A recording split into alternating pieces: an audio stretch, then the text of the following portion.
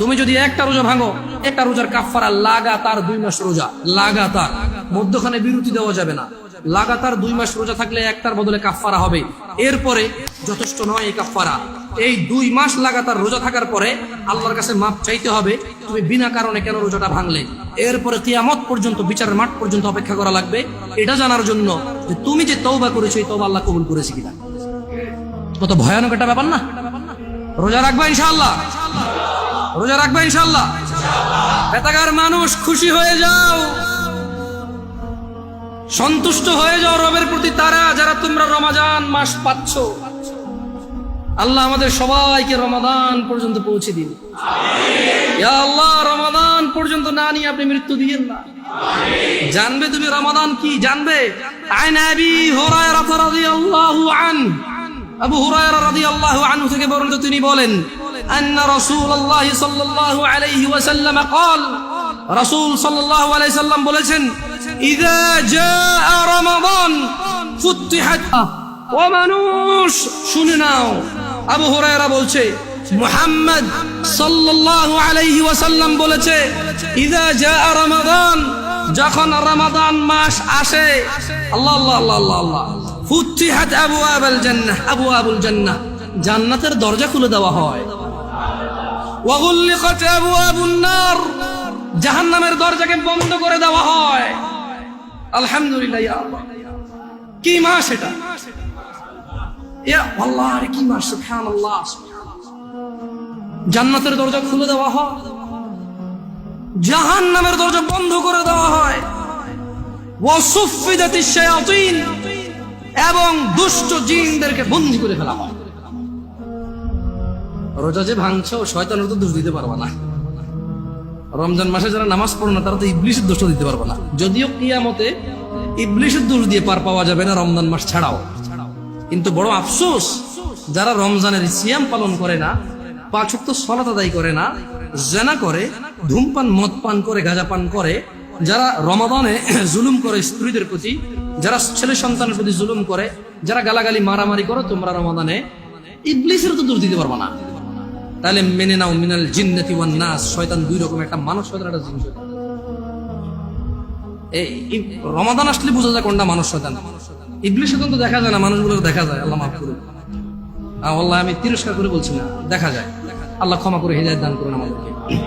শুনে নাও, শুনে নাও বেতাকাবাসী। আন আবি হুরায়রা রাদিয়াল্লাহু আনহু ইয়াকুল, আবু হুরায়রা রাদিয়াল্লাহু আনহু থেকে বর্ণিত, তিনি বলেন, قال رسول الله صلى الله عليه وسلم قال, রাসূল সাল্লাল্লাহু আলাইহি ওয়াসাল্লাম বলেছেন, কুল্লু আমালি ইবনে আদম লাহু ইল্লা সিয়াম, যত আমল আছে বনি আদমের সব কিছু তার নিজের জন্য, ইল্লা সিয়াম, সিয়াম ব্যতীত, ফাইন্নাহু লি, কেননা সিয়াম আল্লাহর জন্য, ওয়া আনা আজজি বিহি, আল্লাহ বলছে আমি নিজে সিয়ামের প্রতিদান দান করব।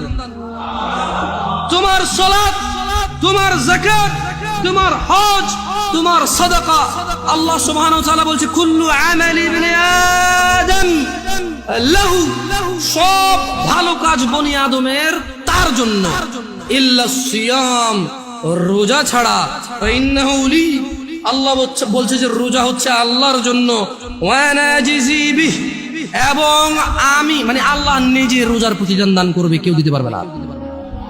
তোমরা কেউ মিস করি না এটাকে। ওয়াসিয়ামুল জুন্নাহ, মনে রাখবে রোজা হচ্ছে ঢাল স্বরূপ। ওয়া ইযা কানা ইয়াউমু সাওমি আহাদিকুম ফালা ইয়ারফুস ওয়ালা ইয়াসখাব, সিয়াম পালনের দিন তোমাদের কেউ যেন অশ্লীলতায় লিপ্ত না হয় এবং ঝগড়া বিবাদ না করে।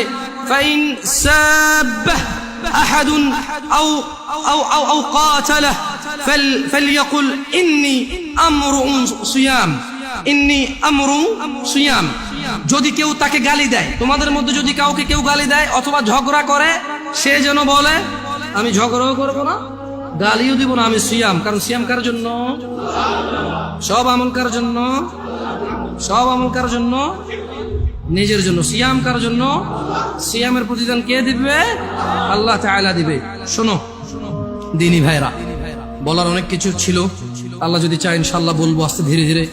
আশা হবে দেখা হবে, বেঁচে থাকলে, তোমরা বেঁচে থাকলে ইনশাআল্লাহ দেখা হবে। এই জামিয়াল আকসা বেতাগাবাসীকে উদ্ধত আহ্বান জানিয়ে বলছি, জামিয়াল আকসার সঙ্গ দিবেন। জামিয়াল আকসা আপনাকে ধন সম্পদ টাকা পয়সা না দিতে পারলেও ইনশাআল্লাহ সহিহ কোরআন ও সুন্নাহর জ্ঞান দিবে।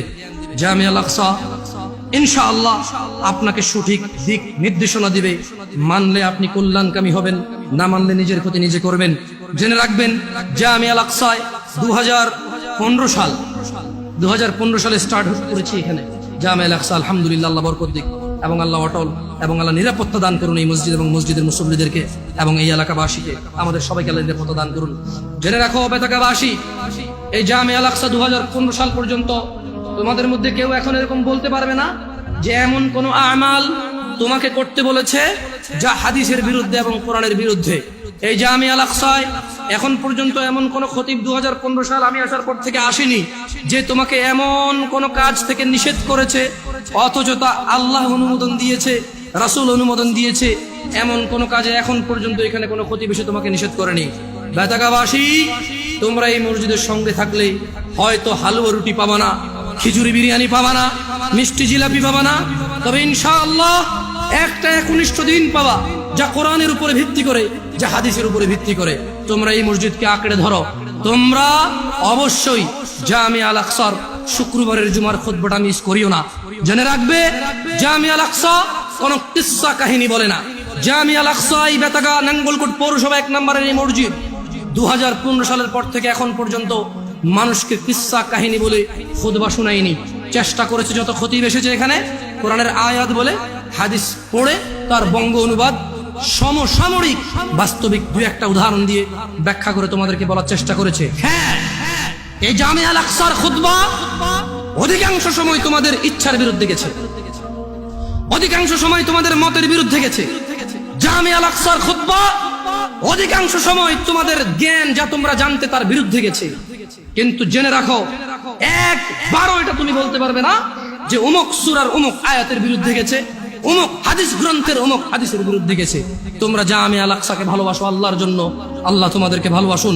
জেনে রাখো, রাসূল সাল্লাল্লাহু আলাইহি ওয়াসাল্লাম বলেছে, কুল ইন কুনতুম তুহিব্বুনাল্লাহ, এদেরকে বলে দিন এরা যদি আল্লাহকে ভালোবাসে, ফাত্তাবিউনি, তাহলে যাতে মুহাম্মদ সাল্লাল্লাহু আলাইহি ওয়াসাল্লামকে এরা যাতে ভালোবাসে, ইউহিব্বুকুমুল্লাহ, যারা মুহাম্মদ সাল্লাল্লাহু আলাইহি ওয়াসাল্লামের অনুসরণ করবে আল্লাহ তাদেরকে নিজেই ভালোবাসবে।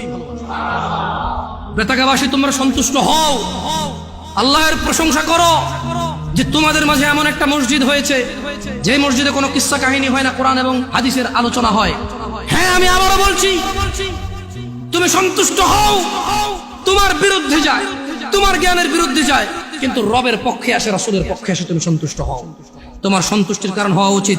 ওয়া আখিরু দাওয়ানা আলহামদুলিল্লাহি রাব্বিল আলামিন। আকুলু কওলি হাযা ওয়াস্তাগফিরু লি ওয়া লিসাইরিল মুমিনিনা ওয়াল মুমিনাত ফাস্তাগফিরুহু ইন্নাহু হুয়াল গফুরুর রহিম। সবাই ইস্তিগফার করুন।